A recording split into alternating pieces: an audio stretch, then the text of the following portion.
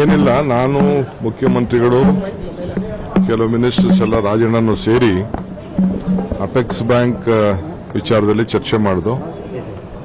So ಎಲ್ಲ ಡೈರೆಕ್ಟರ್ನ ಕರೆಸಿಸಿ apex banks ಏನು ಮಾಡಬೇಕು ಅಂತೇಳಿ, ಏಕೆಂದರೆ ಅವಿಶ್ವಾಸ ನಿರ್ಣಯ ಮಂಡಿಸಬೇಕು ಅನ್ನೋದು ಒಂದು ಪಕ್ಷದ ಅಭಿಪ್ರಾಯ ಇತ್ತು. ಸೊ ನಾನು CM ಅವರು ಕೂತ್ಕೊಂಡು ತೀರ್ಮಾನ ಮಾಡಿದ್ದು. ಅದಕ್ಕೆ ರಾಜಣ್ಣವರು ಇವತ್ತು ಮೀಟಿಂಗ್ ಕರೆದಿದ್ರು. ಅವರಿಗೆ ಸ್ವಲ್ಪ ಆರೋಗ್ಯ ಹೆಚ್ಚು ಕಮ್ಮಿ ಆಯಿತು ಅಂತ ಅಂದ್ಬಿಟ್ಟು ಅವರೆಲ್ಲ ಹೋಗಿದ್ದಾರೆ. ಸೊ ನಾಳೆ ನಾನು ಚೀಫ್ ಮಿನಿಸ್ಟರ್ ತೀರ್ಮಾನ ಮಾಡ್ತೀವಿ. ಇದ್ರು ಅಂತ ಅಸೆಂಬ್ಲಿಲಿ ಇದ್ರು ಅಂತ ಹೇಳ್ತಾ ಇದ್ದಾರೆ. ಕೆಲವು ಟೈಮಲ್ಲಿ ನಮಗೆಲ್ಲ ವಯಸ್ಸಿಗೆ ನನಗೂ ಈಗ ಇದೆಲ್ಲ ಡವ್ ಬಂದ್ಬಿಟ್ಟಿದೆ. ಟೈಮಲ್ಲಿ ಏನೋ ಇರ್ತದಷ್ಟೇ. ನಾಳೆ ಅದನ್ನ ಮಾತಾಡ್ತೀನಿ ಅವ್ರ ಹತ್ರ. ಸಾಮಾನ್ಯವಾಗಿ ಕುತೂಹಲ ಸರ್, ಏನ್ ಕುತೂಹಲ? Is my leader, senior leader. ಎಲ್ಲ ಅಪೆಕ್ಸ್ ಬ್ಯಾಂಕ್ ಉಳಿಬೇಕು ಅನ್ನೋದು ಎಲ್ಲ ಡೈರೆಕ್ಟರ್ಗಳ ಆಸೆ.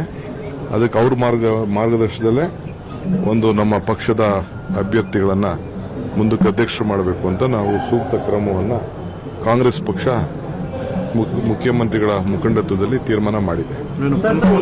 ಮುಖ್ಯಮಂತ್ರಿಗಳು ತಮ್ಮ ಹೆಸರು ಪ್ರಸ್ತಾಪ ಮಾಡಿದ್ದಾರೆ ಸರ್. ಕುಂಭಮೇಳಕ್ಕೆ ಸಂಬಂಧಪಟ್ಟಾಗೆ ಉಪಮುಖ್ಯಮಂತ್ರಿಗಳು ಕೂಡ ಅಲ್ಲಿನ ವ್ಯವಸ್ಥೆ ಬಗ್ಗೆ ಮಾತನಾಡಿ ತಮ್ಮ ಹೆಸರು ಪ್ರಸ್ತಾಪ ಮಾಡಿದ್ದಾರೆ.